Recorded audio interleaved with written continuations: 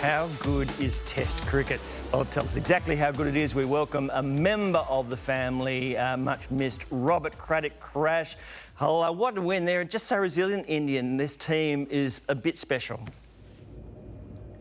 Oh, Tone, they're the team that India's been waiting for 50 years. Like, they've always been good at home, but they've never been road warriors. And what about the cheek of them? Like, they love sledging, they're up and about. That's what you get when you get 4 fast bowlers that are in form. And what about when Jimmy Anderson walked out to bat and about 7 of them went like this, as if to say, get ready for the short stuff, sunshine. Like, India have never been like that overseas. Sure, they sledge at home, but when they get overseas, they tend to squeak like church mice over the years because they've had to cob it.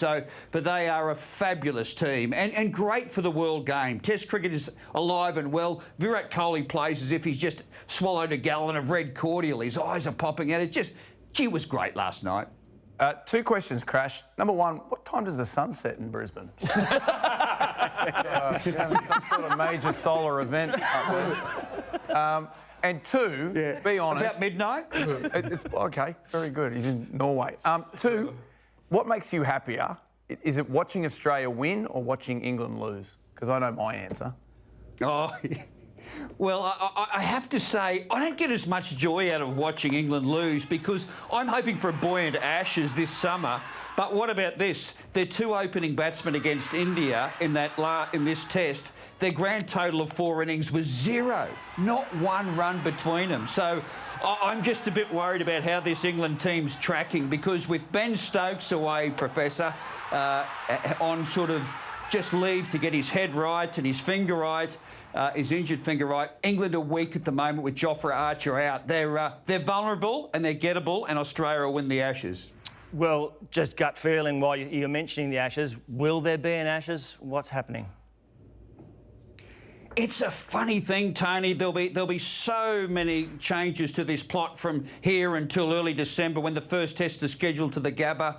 I would say there will be definitely an Ashes. Australia will make it happen. It's worth a couple of $100 million. So they just keep saying to England, I know you're concerned about quarantine and players don't want to come for our quarantine laws. Just keep picking players, even if you've got to pick the butcher, the baker and the candlestick maker. Get 17 players here.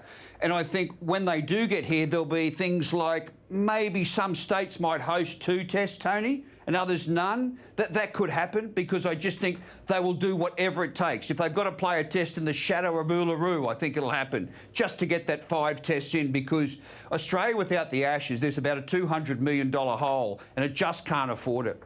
Now, Crash, will Justin Langer be coaching Australia for the Ashes?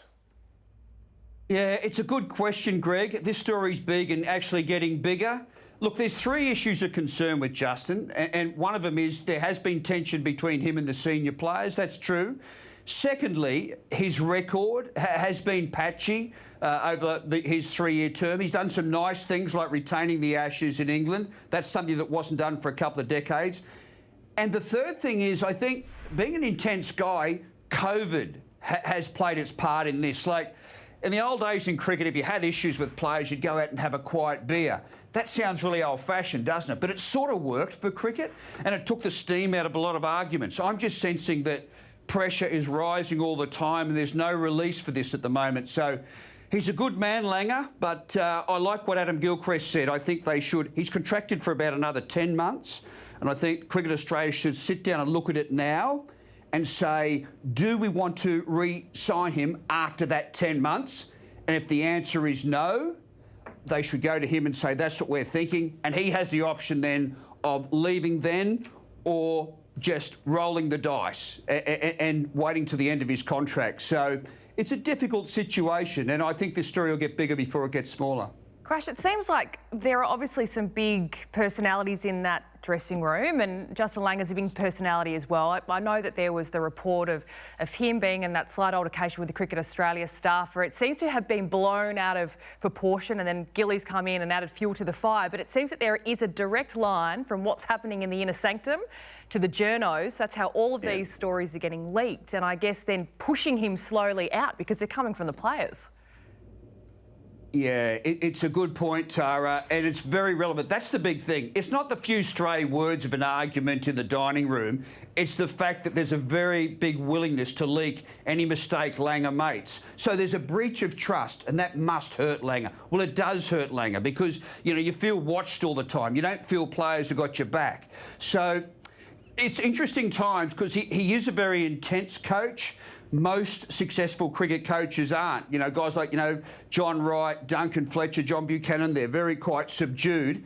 But I'm not sure he can change. It'd be like saying to Craig Bellamy, oh, look, can you just be a little bit more subdued at the Melbourne Storm? Justin's built his whole career on being intense and strong and committed and square-eyed, worked beautifully as a player, but it's challenging as a coach.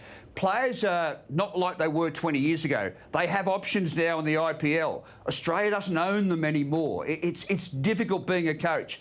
A senior coach said to me the other day, and he got it dead right, if you're going to be a successful cricket coach, you've almost got to just steer the boat gently down the stream. If you turn it around and try and challenge the rapids, gee, it's hard.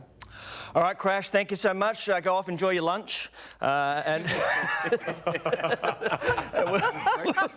Straight cappuccino. It's still breakfast up here. of course it is.